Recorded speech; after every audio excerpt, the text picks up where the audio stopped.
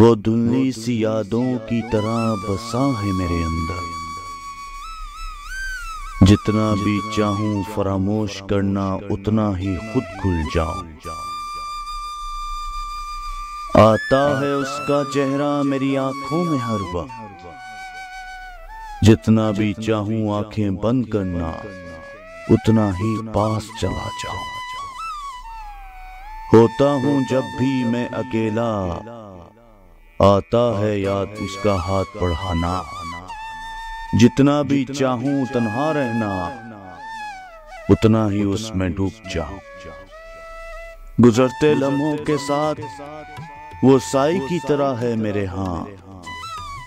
जितना भी चाहूं उससे जान छुड़ाना हमेशा उसी में समा जाऊं।